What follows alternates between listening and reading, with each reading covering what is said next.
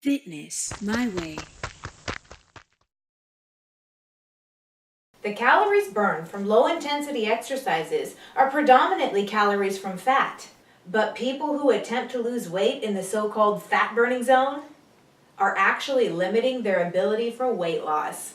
My name's Michelle Pinio. I'm a certified personal and group fitness trainer, as well as a sport nutrition specialist. I'm the owner of Fitness My Way application, as well as the creator of the Fat Shred Revolution Intense Training Program. So today I'm going to cover the different types of aerobic training, high intensity versus low intensity, interval training, which is your HIIT workouts, and why all of these are actually important. Cardiorespiratory fitness is actually one of the most important factors for lifespan and quality of life. Now, there are different types of training that will actually help us increase our cardio fitness level. Different intensities will get us different outcomes, which is good because we all have different goals. Steady state is usually the most common aerobic training. This is where we perform a steady pace of activity. This keeps the heart rate from changing more than 5 beats per minute. This helps to keep oxygenated blood rushing to working muscles. Now, lower intensity training will burn less calories, but it actually burns more fat calories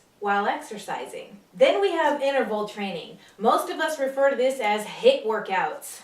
This is where the heart fluctuates based on activity intensity. So this HIIT workout is actually an effective way to force that body to adapt to higher exercise intensities that it otherwise would not be able to maintain. It's much easier to crank out these high intensities in shorter bursts compared to try to hold a higher intensity like steady state Deathrun. Now, higher intensity training, which is my personal favorite, definitely burns off the most calories. But the calories burned during a high intensity or HIIT workouts are mostly carbohydrate calories, because high intensities cause an accumulation of lactic acid in the muscles because there isn't time for oxygen to reach them. This is that lovely feeling of fire. I know they're burning. Shake them off for a second. Now, some people are real stubborn and headstrong like me and can push it through this suicide mission. And if so, our bodies will perform at a much higher level in the near future. But be careful, because pushing it through is definitely a good way to jumpstart a vomit. So watch out for that little creeper-upper. But anyway, when there isn't enough oxygen, the body burns carbohydrates for fuel. But this high intensity or HIIT workout causes EPOC, which is an increase in metabolism post-exercise. This means that your heart rate will actually stay higher for most of the day after a HIIT workout, which means more fat calorie burn. Now, when most people think of HIIT workouts, they usually think of sprints. But in reality, there are many ways to do intervals, and strength training is one of them. I explained this in a video called, strength training.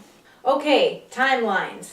30 minutes of aerobic activity most days out of the week is good for deconditioned people. And it can be divided up into like 2 or 3 sessions, like 10 minutes each, as long as the heart rates remain above the minimum. I explained these minimums in a video called Heart Rate. Now, healthier people, and you know who you are, should perform aerobic activity more than 30 minutes, 3 to 5 days out of the week. And higher intensity activities, like 10 to 15 minutes, like 2 days out of the week. Yeah, that's right. It's time to cut back on the slacking. And for performance training, the frequency is about 5 to 7 days from about 45 to 90 minutes. Cool? All right, share this video and get out there and kill yourself a HIIT workout.